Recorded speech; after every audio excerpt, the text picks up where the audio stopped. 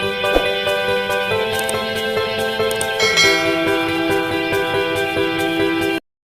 हिंद दोस्तों, wizard time classroom का फिर से स्वागत है। मैं राहुल आपके लिए लेकर आया हूं क्यों निकालने का सबसे बेहतरीन तरीका। ठीक है ना, वीडियो पूरा देखिएगा। पूरा देखने के बाद अगर आप सीख जाते हैं तो अगर प्रैक्टिस करते हैं तो 5 से 7 सेकंड में किसी भी क्यू को आप निकाल सकते हैं बहुत ही आराम से। समझ में आ रही बात ना?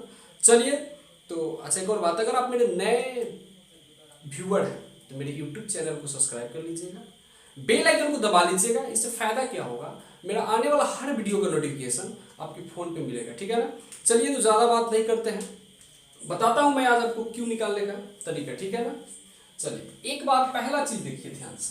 आप जानते हैं a प्लस बी का होल क्यू क्या होता है?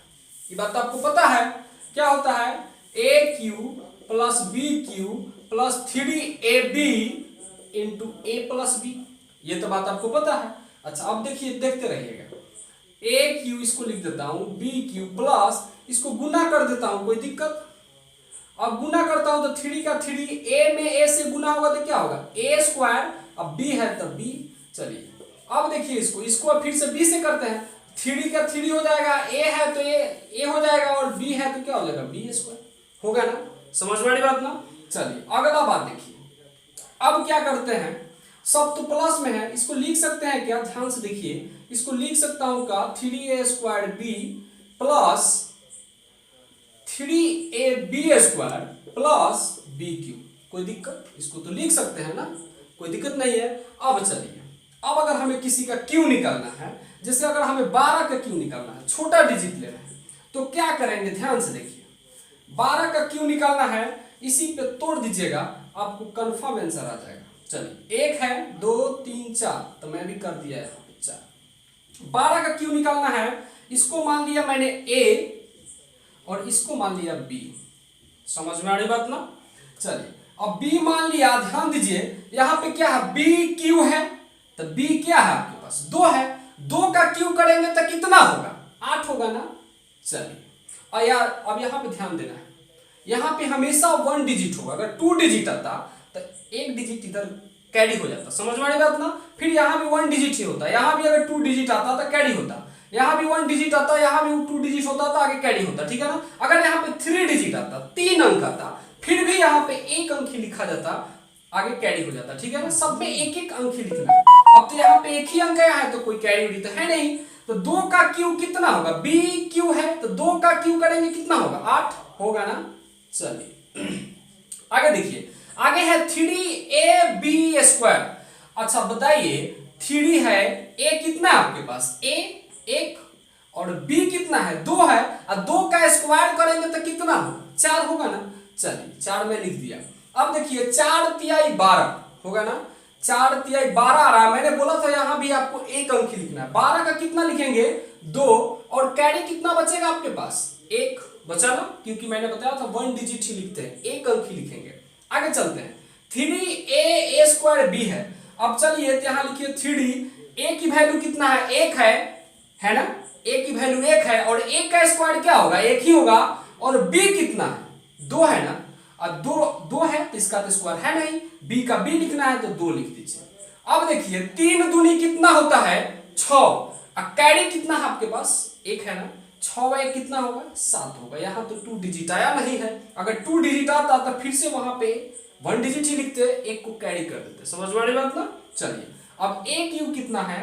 1 है ना। 1 का क्यू करेंगे तो कितना होगा? 1 ही होगा। चलिए इसको एक साथ लिख लीजिए, ये आपका आंसर हो गया सर। मुझे उम्मीद है आपको समझ में आया होगा। फिर से मैं बताता हूं, एक और एग्जांपल ले रहा हूं, ठीक है ना, ताकि आपको अच्छी तरह समझ में आए। चलिए अगला क्वेश्चन मैं ले रहा हूं 22 का क्यू करना है। अब चलिए फिर से मानिए इसको a, इसको मानिए b। ठीक है ना?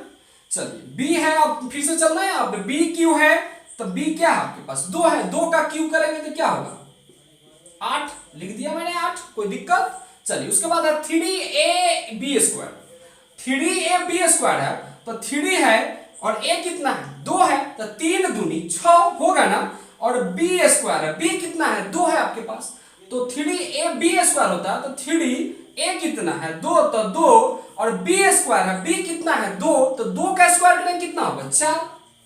अब देखिए 4 दूनी 8, 8 तरीका कितना होगा 24, 24 होगा ना। यहाँ पे तो कैरी था ही नहीं, अगर कैरी होता तो एक इंक्लूड कर देते। यहाँ पे 24 होगा तो फिर से 1 डिजिट लिखना है, तो कितना लिखेंगे 24 का 4, कैरी कितना बचा आपके पास 2, ठीक है ना। चलिए अब क्या करेंगे 3a स्क्वायर b, ठीक है ना। चलिए अब 3 है तो 3 लिख दीजिए, a कितना है, a की वैल्यू 2 है ना, 2 है, और 2 का स्क्वायर करेंगे तो कितना होगा 2 दूनी 4, और b कितना है 2 है तो 2 लिख दीजिए।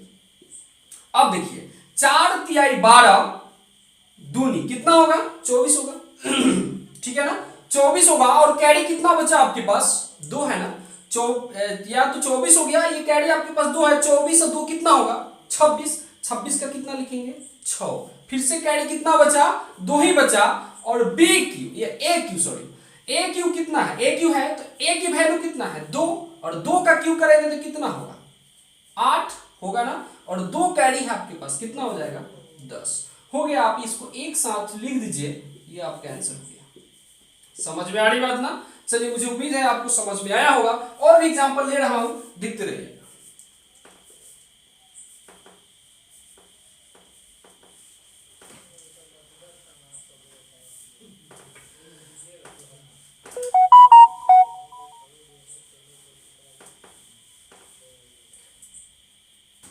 चलिए अगला एग्जांपल कोई भी ले रहा हूं, 42 का क्यूब ले रहा हूं, ठीक है ना।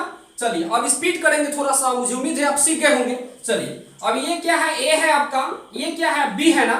चलिए बी है 2, तो 2 का इसको फिर से लिख दीजिए, इसको 3a square b plus 3ab square plus b cube, ठीक है ना। चलिए स्टार्ट करता हूं, बहुत ही स्पीड होगा। b कितना है 2 है ना, 2 का क्यूब कितना होगा 8 हो जाएगा ना, समझ में आ रही बात ना, 8 हो जाएगा। फिर से अब यहाँ पे क्या करना है 3ab स्क्वायर, 3a की वैल्यू कितना 4 है, 4 में 3 से गुना कीजिएगा कितना होगा 12, और b स्क्वायर b की वैल्यू कितना है 2, 2 का स्क्वायर करेंगे तो कितना हो जाएगा 4 हो जाएगा। तो 3 में a की वैल्यू 4 और b की वैल्यू 2, 2 का स्क्वायर कितना हो जाएगा 4, तो 4 तिहाई 12, 12 चौका कितना होगा 48, 48 के कितना लिखेंगे 8, मैंने बताया था 1 डिजिट ही लिखना है। कैरी कितना हो जाएगा आपके पास 4 होगा ना। चलिए अब है 3a स्क्वायर b है ना।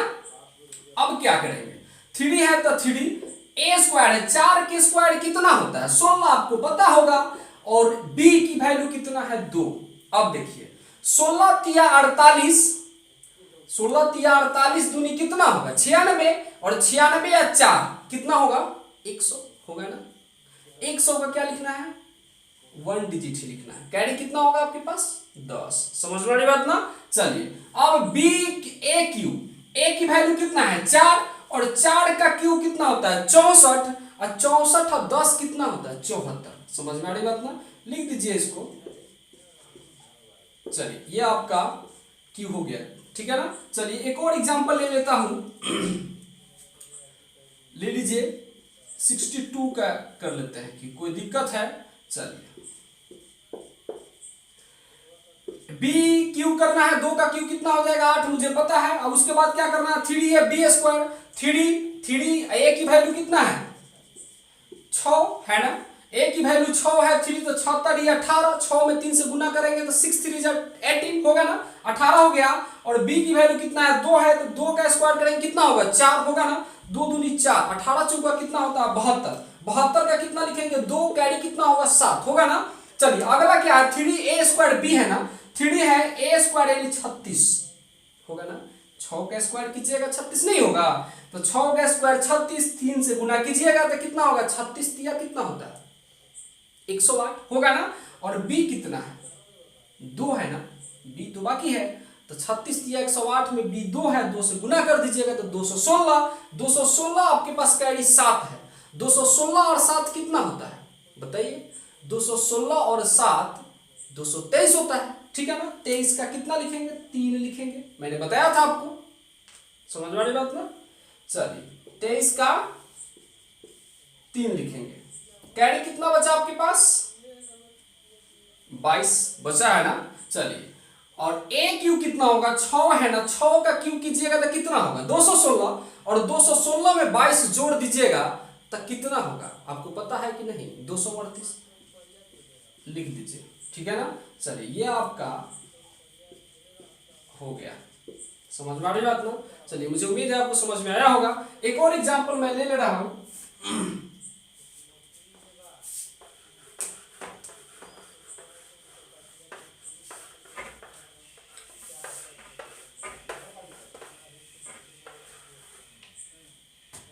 अब देखिए ये 102 का करना है, ठीक है ना, क्यू करना है। क्या कीजिएगा, इसको एक चीज ध्यान दीजिएगा, इसमें इसको दो पार्ट में बदल दीजिएगा। राइट साइड से एक अंक छोड़ के बाद दो पार्ट में बदल दीजिए। इसको ए मान लीजिए, इसको बी मान लीजिए, और सब काम इसी पर कर दीजिएगा। समझ में आ गया? अब चलिए 2 है ना, 2 का क्यू कितना होगा? 8 होगा, कोई डाउट नहीं है। 3ab² है, 3 है ना। चलिए 3 लिखिए। ए की वैल्यू कितना है? 10, और बी की वैल्यू कितना है? 2। और 2 का स्क्वायर करेंगे तो कितना होगा? 4 होगा ना। चलिए 10 या 30 चौका कितना होगा? 120। मैंने बोला था 1 डिजिट ही लिखिएगा, समझ में आ रही बात ना। 120 हुआ। अब चलिए 1 डिजिट लिखाएगा तो 0 लिखाएगा, कैरी कितना होगा आपके पास? 12। अब चलिए 3a² है ना। चलिए 3a² है तो a की वैल्यू कितना है? 10, और 10 का स्क्वायर कीजिएगा तो 100, आपको पता है। और b की वैल्यू कितना है? 2 है ना। चलिए तो 100 में 3 से गुना कीजिएगा 300, और 300 में 2 से गुना कीजिएगा 600, और कैरी है आपके पास 12, तो कितना हो जाएगा? 612। फिर से मैं बताया था 1 डिजिट ही लिखना है। 6 से 12 हुआ, कितना लिखना है? यहाँ पे 2 लिखना है। कैरी कितना बचा?